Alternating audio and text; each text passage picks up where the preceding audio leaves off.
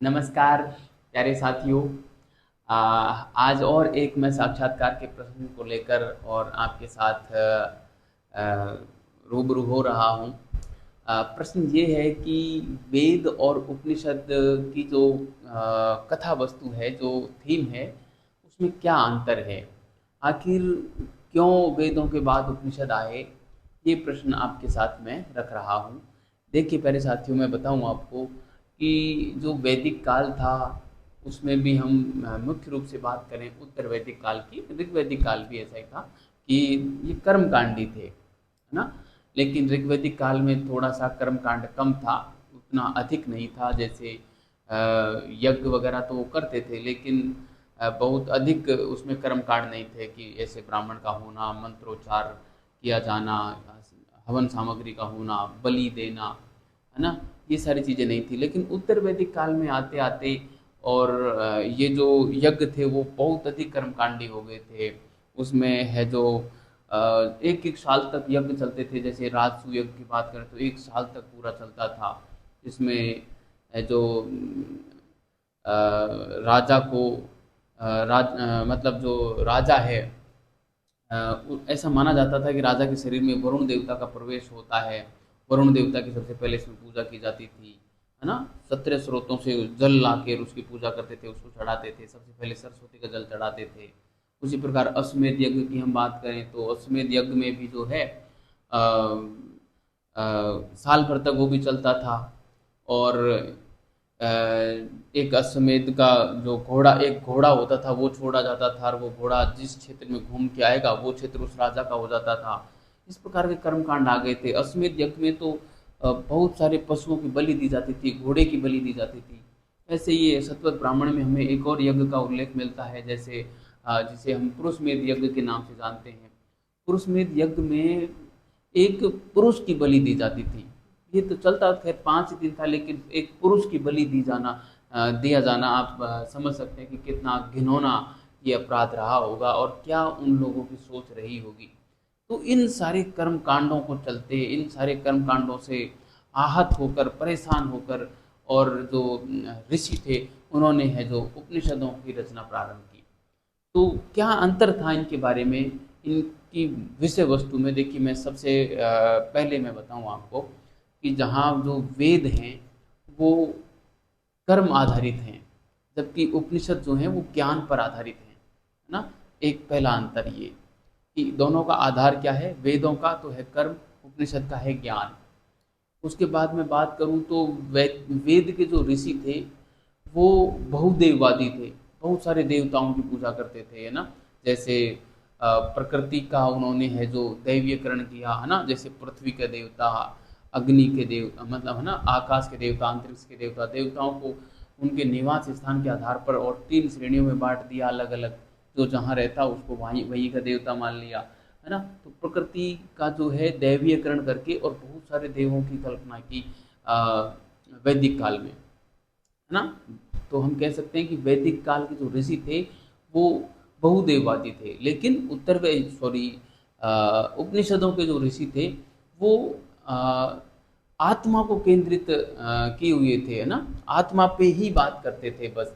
तो कहने का मतलब ये है कि ये ऐसे बहुदेववादी नहीं थे, आत्मा को ही सब कुछ मानते थे उपनिषद काल के ऋषि।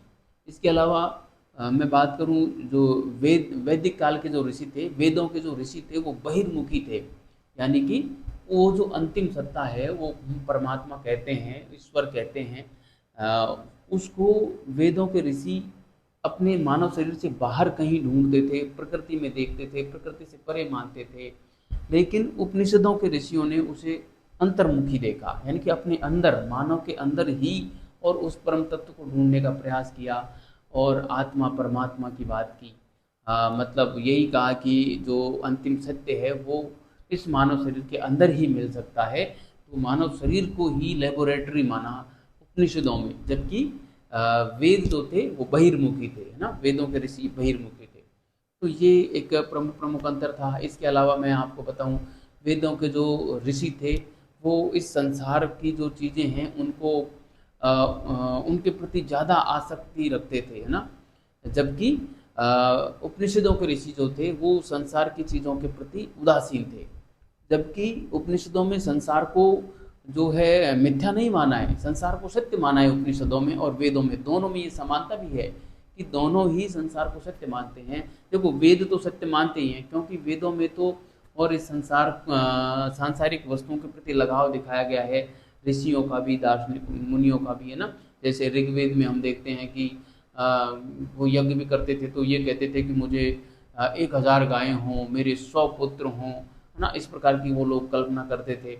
मोक्ष जैसी अवधारणा ऋग्वेदिक काल में तो थी ही नहीं, ऋग्वेद में एक बार भी मोक्ष शब्द का उल्लेख नहीं मिलता, है ना। लेकिन उपनिषदों के जो ऋषि हैं वो निवृत्ति मार्गी हो गए हैं एक तरीके से, और वो जो हैं इस प्रकार की चीज़ें नहीं मांगते कि मुझे गायें दे दो, मुझे पुत्र दे दो।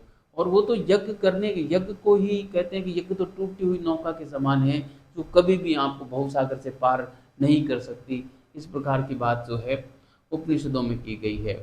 तो प्यारे विद्यार्थियों, आप समझ गए होंगे वेद और उपनिषद में और मूल अंतर क्या है, मैंने आपको बता दिया। देखो अब इसमें आपसे एक सवाल और ये पूछा जा सकता है, तो क्या आज भी वेद हमको पढ़ने चाहिए?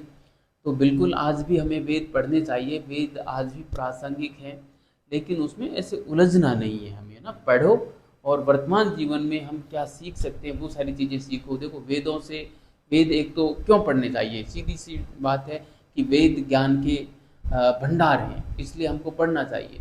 हमें उस समय को समझने के लिए वेद को पढ़ना चाहिए, यानी कि वैदिक काल का जो समय था उसको समझने के लिए वेद को पढ़ना चाहिए।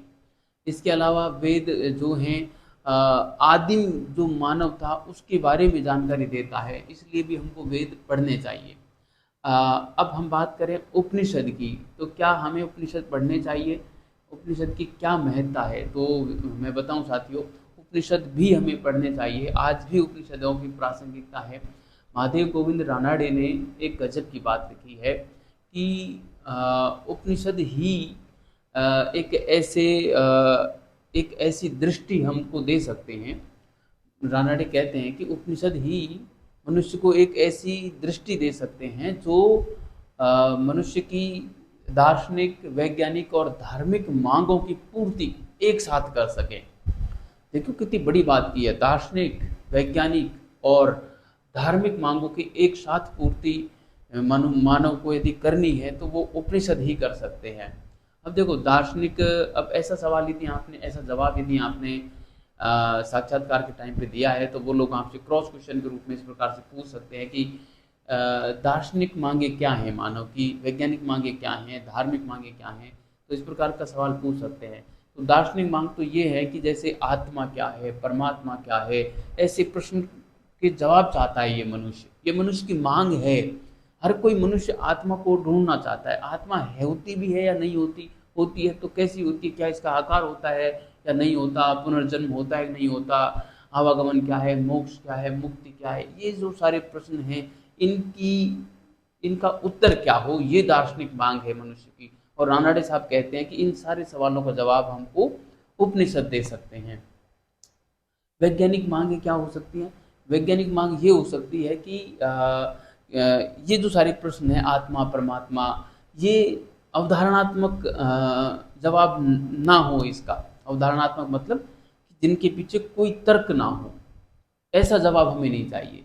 रानाडे ये कहते हैं कि हमें तर्कपूर्ण जवाब उपनिषद ही दे सकते हैं इन सारी चीज़ों का। तो और जो तर्कपूर्ण जवाब होता है जिसके पीछे एक कारण होता है, बिना कारण की कोई बात नहीं की जाती, ऐसा जवाब ही वैज्ञानिक जवाब होता है, और वो जवाब उपनिषद दे सकते हैं। इसलिए उपनिषद मानव की वैज्ञानिक मांगों की पूर्ति कर सकते हैं, और धार्मिक मांगों की कि धर्म के अनुसार यानी कि मनुष्य को क्या करना चाहिए, क्या नहीं करना चाहिए, ये सारी चीज़ें तो उपनिषद हमें बताते ही हैं।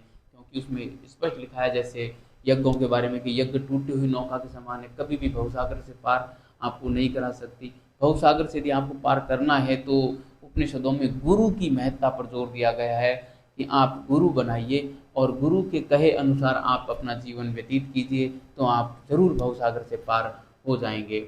ये हमारे उपनिषदों का सार है। तो ये था प्यारे साथियों, वेद और उपनिषद की विषय वस्तु में अंतर। आपको ज़रूर ये पसंद आया होगा और आपको हेल्पफुल होगा। यदि आपको हेल्पफुल लगे तो आप वीडियो को लाइक करें, चैनल को सब्सक्राइब करें और मुझे ये भी बताएं कि अगला आपका क्या प्रश्न है और उसको कमेंट बॉक्स में लिख दें ताकि मैं उस पर अगला वीडियो लेकर आ सकूं। धन्यवाद।